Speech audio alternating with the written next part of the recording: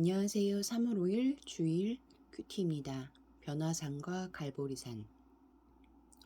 엿새 후에 예수께서 베드로와 야고보와 그 형제 요한을 데리시고 따로 높은 산에 올라가셨더니 그들 앞에서 변형되사 그 얼굴에 해같이 빛나며 옷이 빛과 같이 희어졌더라. 그때 모세와 엘리야가 예수와 더불어 말하는 것이 그들에게 보이거늘 베드로가 예수께 여쭈어 이르되 주여 우리가 여기 있는 것이 좋사오니 만일 주께서 원하시면 내가 여기서 초막 셋을 쥘때 하나는 주님을 위하여 하나는 모세를 위하여 하나는 엘리야를 위하여 하리이다. 말할 때 호련히 빛난 구름이 그들을 덮으며 구름 속에서 소리가 나서 이르시되 이는 내 사랑하는 아들이요 내 기뻐하는 자니 너희는 그의 말을 들으라 하시는지라. 제자들이 듣고 엎드려 심히 두려워하니 예수께서 나와 그들에게 손을 대시며 이르시되 일어나라 두려워하지 말라 하시니 제자들이 눈을 들고 보매 오직 예수 외에는 아무도 보이지 아니하더라. 그들이 산에서 내려올 때에 예수께서 명하여 이르시되 인자가 죽은 자 가운데서 살아나기 전에는 본 것을 아무에게도 이르지 말라 하시니 제자들이 물어 이르되 그러면 어찌하여 서기관들이 엘리야가 먼저 와야 하리이까 하나이까. 예수께서 대답하여 이르시되 엘리야가 과연 먼저 와서 모든 일을 회복하리라. 내가 너희에게 말하노니 엘리야가 이미 왔으되 사람들이 알지 못하고 임의로 대우하였도다. 인자도 이와 같이 그들에게 고난을 받으리라 하시니 그제서야 제자들이 예수께서 말씀하신 것이 세례 요한인 줄을 깨달으니라. 1절부터 3절까지 말씀에서 예수님은 어떤 분입니까? 사형당하는 메시아에 대한 예고에 충격을 받은 제자들에게 고난과 수치가 전부가 아님을 일깨우십니다.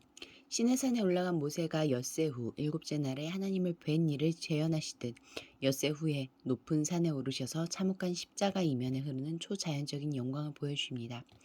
앞으로 제자들은 십자가에 못 박히는 예수님을 보며 천상의 존재로 변형되신 영광스러운 모습을 포기해야 할 것입니다.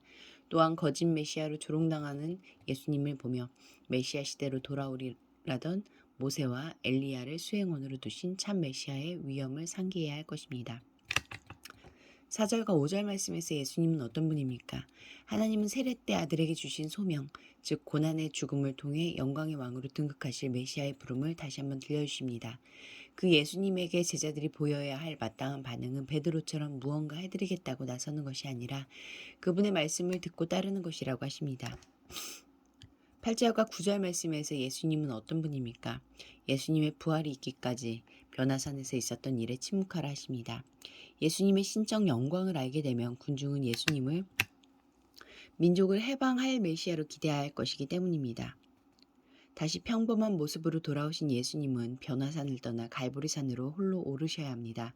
무리의 그릇된 메시아 기대와 이해를 단호히 거절하고 십자가에 달리신 하나님의 아들을 인정하면서 그 고난의 길을 따라갈 때 주님의 영광에까지 이를 수 있을 것입니다. 갈보리산에 고난 없는 변화산 영광은 없습니다. 10절부터 13절까지 말씀에서 나에게 주시는 교훈은 무엇입니까? 변화산에서 엘리야를 목격한 제자들은 엘리야가 오면 회복이 이루어진다 했는데 왜 주님이 고난을 받아 죽으셔야 하는지를 질문합니다. 이에 예수님은 변화산의 엘리야는 말라기 예언의 성취가 아니라고 하십니다. 세례 요한이 엘리야로서 이미 왔습니다. 세례 요한이 허무한 죽음으로 그 사명을 다했듯 엘리야, 세례 요한이 예비한 그리스도의 길 또한 고난과 죽음일 것입니다. 기도하시겠습니다. 공동체를 위해서는 십자가를 지난 주님의 말씀을 듣고 따라가도록 도와주소서. 열방을 위해서는 튀르키예, 터키 탄광 폭발 사고의 생존자 치료와 사망자 유가족에 대한 책임 있는 사과가 이루어지고 사고 원인 파악과 대책 마련을 통해서 인명사고를 예방할 수 있도록 함께 기도하시겠습니다.